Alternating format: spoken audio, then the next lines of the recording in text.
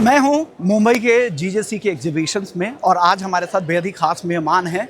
अविनाश गुप्ता हैं, vice chairman है जीजेसी के। बहुत बहुत शुक्रिया sir. Thank you Vishwamohan sir ji. क्या चल रहा है यहाँ पे? आप देखो सर, धमाका चल रहा है। धुरंधर के जैसे एंट्री हुई है आज शो की। बहुत ही पॉजिटिव वाइब्स है, बहुत ही ब्यूटीफुल एटमॉस्फेयर है। Everyone is in a very very buoyant buying mood. That's very good for किस वजह से? भाव की वजह का, भाव में थोड़े करेक्शन हो गए हैं उस वजह से, या लग रहा है आगे बहुत पोटेंशियल है इस मार्केट में इस वजह से? देखिए, एक चीज़ बोलता हूँ, जो एक मार्केट स्टैग्नेंट जैसा हुआ पड़ा था, हाँ। उसको एक बूस्ट मिला जब प्राइसेस गिरे। और प्राइसेस जब गिरे हैं तो लोगों की, कंज्यूमर की बाइंग स्टार्ट हुई है। और जब बाइंग स्टार्ट हुई है, और हम इस शो का पोजीशनिंग है अक्षय तृतीया के बिल्कुल पहले, तो इससे क्या होता है कि जो माल लोगों ने अपना इस 8 दिन 10 दिन में बेचा है तो उसको रिफर्बिश करेंगे, क्योंकि सीज़न उनको स्टार्ट करना है। जब सीज़न स्टार्ट होगा तब जाकर के उनके पास स्टॉक होना बहुत ज़रूरी है। तो सारे लोगों ने अपने आप को रिफ़िल करने के लिए और अपने आप को जो अक्षय तृतीया फेस्टिवल है उसके लिए और आगे आने वाला जो वेडिंग सीज़न है उसके लिए तैयार करने के लिए, बाइंग के लिए आज निकले हुए हैं।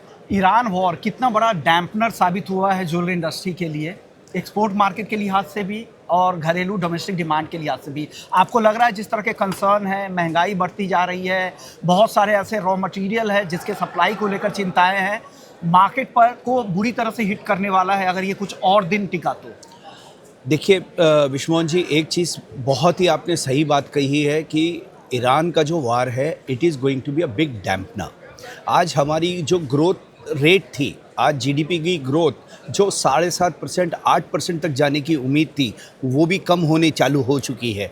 तो उसका इम्पैक्ट तो 110% हमारी इंडस्ट्री पे भी आएगा। हम ये नहीं बोल पाएंगे कि हम अछूते रहेंगे, लेकिन एक गोल्ड इंडस्ट्री एक ऐसा एसेट क्लास है जहाँ पर कि कंज्यूमर ये देखता है कि मेरी पीछे सेविंग जो हुई है, या आज मेरे को अनसर्टेन टाइम है, तो उस अनसर्टेन टाइम के अंदर मेरे को अपने आप को स्ट्रॉन्ग बनाना है, तो भी उस रीज़न से भी ज्वेलरी इंडस्ट्री की तरफ देखता है, क्योंकि गोल्ड ने हमेशा से उनको कुछ ना कुछ उनको फ़ायदा दिया है। तो अनसर्टेन टाइम्स में जहाँ पर दूसरी प्रॉब्लम्स चालू है, उस टाइम पे एक सेफ हेवन के जैसे भी उसको गोल्ड को देखा जाता है। तो उसकी वजह से इम्पैक्ट कंपैरेटिवली कम रहेगा ज्वेलरी इंडस्ट्री पे, जब मैं दूसरी इंडस्ट्री की तरफ देखता हूँ। लेकिन जिस तरीके के भाव पीछे बढ़े थे उसकी वजह से वॉल्यूम थोड़ा कम हुआ था, लेकिन ये जो दाम कम हुए हैं वापस, उससे हम ऐसा लगता है कि 2027 अप्रैल का जो हमारा फाइनेंशियल ईयर ख़त्म होगा, तब जाकर के हमको एक छोटी सी ग्रोथ देखने को मिलेगी जो पिछले साल हमको नेगेटिव थी। तो इस बार हम ये एक्सपेक्ट करते हैं कि लगभग 10 से 12% की ग्रोथ वॉल्यूम में इस साल आनी चाहिए, instead of the Iran war. उसके बावजूद लगता है कि 10 से 12% की ग्रोथ इस साल हमको देखने को मिलेगी जो वॉल्यूम वाइज। ये बहुत अच्छी बात है। सर, आपको क्या लग रहा है कौन से ऐसे प्रोडक्ट है जिसको लेकर ट्रैक्शन ज़्यादा दिख सकता है इस बार के शो में? Gold jewellery, silver jewellery, diamond, या कहीं पे और कुछ आप देख रहे हैं? देखिए, पहले अमूमन ये देखा जाता था कि गोल्ड ज्वेलरी का मतलब 22 कैरेट ही होती थी, लेकिन जिस तरह से दाम बढ़े हैं, कंज्यूमर की पॉकेट उस तरह से नहीं बढ़ी है, लेकिन कंज्यूमर का एस्पिरेशन आज भी जिंदा है। तो उसके लिए इंडस्ट्री के सारे ही मैन्युफैक्चरर्स ने कमर कसी और 18 कैरेट में भी लेकर आए हैं, ताकि जो वॉल्यूम का लॉस था वो वॉल्यूम का लॉस नहीं हो। तो वो तरीके से हमने 18 कैरेट ज्वेलरी बनानी चालू की है। तो जब 18 कैरेट ज्वेलरी बनने चालू हुई है तो कंज्यूमर को उसी पैसे में उनको थोड़ी सी बेटर वेटेज की चीज़ मिलेगी। तो इसका एक एडवांटेज आपको इस शो में देखने को मिलेगा।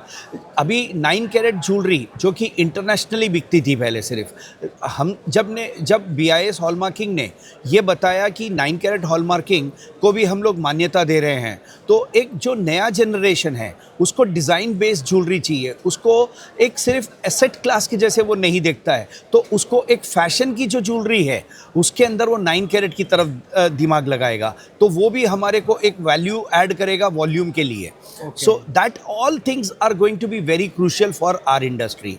अभी आपने पूछा कि डायमंड, आप देखिए लैब ग्रोन डायमंड और नेचुरल डायमंड का जो वार था, ये वार के अंदर अभी दो सेगमेंट सेपरेट बन चुके हैं।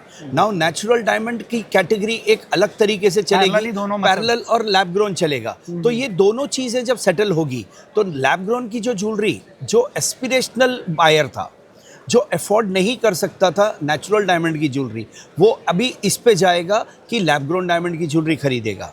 तो इससे भी हमको सेल का इम्पैक्ट हमको देखने को मिलेगा। तो ये सारी चीज़ें जब आप क्लब करोगे और आप पूरा एक बुके देखोगे तो आपको दिखेगा कि 8 से 10% की ग्रोथ कहाँ से आ रही है। Oh good good. Sir, prices को लेके लोगों के मन में कई सारे सवाल उठ रहे हैं। क्या अब टाइम करेक्शन मोड में गोल्ड का मार्केट चला गया है? आपको भी लग रहा है क्या कि, और ये कितना समय रहेगा, कितने समय तक इस मोड में रहेगा गोल्ड? देखिए, मैं एक चीज़ जानता हूँ कि गोल्ड एक ऐसा चीज़ है जो बहुत सारे कारणों के साथ में मूव करता है। ये गोल्ड एक सिर्फ ज्वेलरी का एक सेगमेंट नहीं है या इन्वेस्टमेंट का टूल नहीं है। इसके अंदर lots of geopolitical strategies also work. तो उसी वजह से करेंसी है, सेंट्रल बैंक, हेजिंग टूल्स है। और फिर क्या होता है कि जैसे ही आज ट्रंप ने एक स्टेटमेंट दिया कि सपोज मैं ईरान वॉर बंद कर रहा हूँ, एक झटके से जंप करेगा, लेकिन फिर लगेगा कि नहीं, ये वॉर कम नहीं हो रहा है, तो उस मोमेंट पे ये लगता है कि यार क्रूड के दाम बढ़ेंगे। तो जो साइडवे ट्रैक का जो ट्रेडर बैठा होता है वो देखता है कि मेरे को इधर से निकाल के पैसा उधर डालना है, उधर से निकाल के इधर डालना है। So that people are creating a turbulence little bit. बाकी अदरवाइज मैं देखूंगा, अगर से फंडामेंटल्स देखूंगा और स्टेबल इन्वेस्टर देखूंगा तो वो गोल्ड के प्रति एक तेजी की तरफ ही है।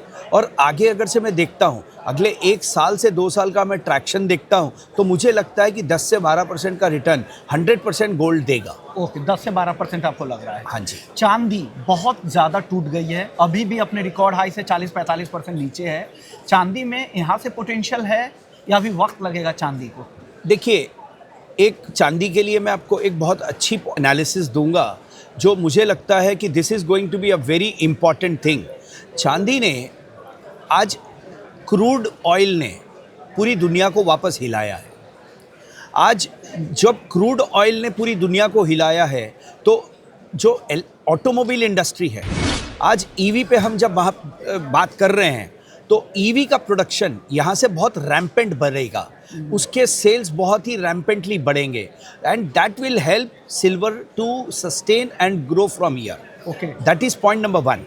आर्टिफिशियल इंटेलिजेंस के जितने भी डेटा सेंटर्स बनेंगे, उस डेटा सेंटर्स के अंदर चांदी लगेगी। लेकिन सब हर जगह सर एनर्जी चाहिए और एनर्जी के प्राइसेस तो बहुत ज़्यादा है, तो आपको नहीं लग रहा कि कोलैप्स हो के करीब है ये सिस्टम, पूरा एआई का जो पूरा इकोसिस्टम? सर, मैं आपको वही बोलना चाह रहा हूँ, जहाँ पे क्रूड लग रहा था, हर आदमी अभी वापस से रिन्यूएबल के ऊपर जाएगा। और जब रिन्यूएबल पे जाएगा तो चांदी उसकी इम्पोर्टेंस बताएगा। तो वो जो चीज़ है वो हमको समझना पड़ेगा।